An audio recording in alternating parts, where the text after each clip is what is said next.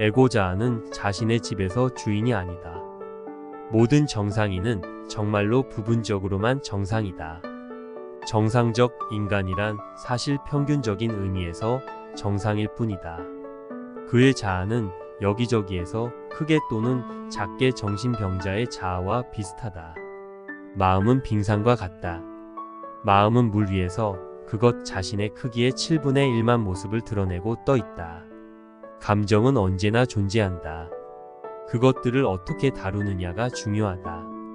사람이 겉면에 더 완벽할수록 더 많은 악마가 내면에 있다.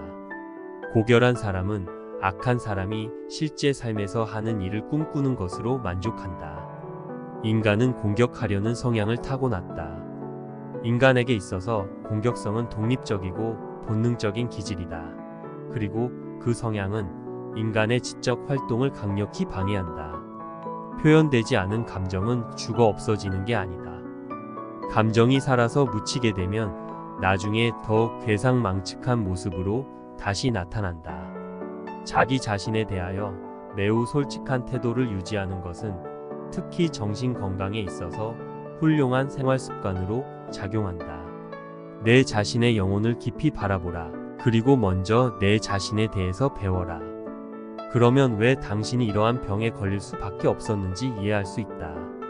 그리고 그때부터 당신은 이 병을 이겨낼 수 있을 것이다. 우리들의 깊은 마음 속에는 어떤 강력한 힘이 있다. 그것은 우리의 의식과 별개의 것으로 끊임없이 활동을 계속하여 사고와 감정과 행동의 근원이 되고 있다. 문명은 분노한 사람이 돌 대신 말을 처음 던졌을 때 시작되었다. 개인의 자유는 문명의 선물이 아니다. 인간은 문명이 있기 전에 훨씬 더 자유로웠다. 대부분의 사람들은 자유를 진정으로 원하지 않는다. 자유는 책임을 수반하기 때문이다. 그리고 대부분의 사람들은 책임을 두려워하기 때문이다. 어떠한 무언가가 불만족스럽다면 놀라워하지 마라. 그것이 우리가 삶이라고 부르는 것이다. 살아있다는 것은 일종의 불안을 겪는 체험이다. 불안이 있다는 것은 살아있다는 증거이다. 누구도 비밀을 유지할 수는 없다. 입술이 움직이지 않는다면 그는 손끝으로 말하고 있는 것이다.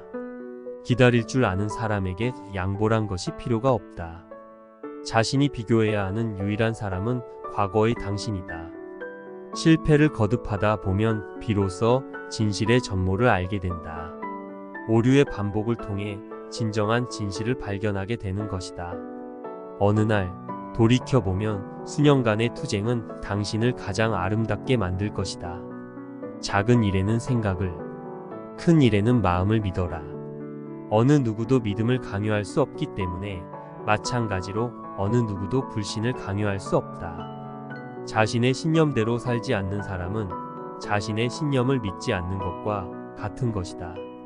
욕망과 성의 충돌이 인간 행동의 두 가지 동기이다. 나의 콤플렉스는 내 약점이 아니라 나의 힘이다. 우정은 거리를 유지하는 기술이고 사랑은 친밀함의 기술이다. 우리는 서로 무작위로 선택하지 않고 우리의 잠재의식에 이미 존재하는 사람들만 만난다. 우리는 우리와 다른 사람들과의 관계에서부터 고통받는다. 최후의 근원으로부터 온 그 고통은 아마도 어떤 다른 고통보다 고통스러운 것이다. 우울증이나 낮은 자존감으로 자신을 진단하기 전에 먼저 당신이 실제로 단지 불쾌한 사람들에게 둘러싸여 있지 않은지 확인하라. 꽃은 보기만 해도 마음이 편안해진다. 왜냐하면 그것들에게는 감정도 갈등도 없기 때문이다. 말은 마법의 힘을 가지고 있다. 가장 큰 행복을 불러올 수도 가장 깊은 절망을 불러올 수도 있다. 엄밀한 의미에서 행복이란 극한적으로까지 억제되어 있던 욕망이 어느 순간 갑자기 충족되었을 때 생기는 것이다. 사랑과 일은 우리들이 가진 인간성의 본질이다. 우리는 사랑하고 있을 때만큼 고통의 무방비 상태가 될 때도 없고, 사랑하는 대상을 잃거나 그 대상의 사랑을 잃었을 때만큼 무력하게 불행할 때도 없다. 인간답게 사는 데에 필요한 것은 아주 간단하다. 사랑할 사람과 할 일, 이 두 가지뿐이다.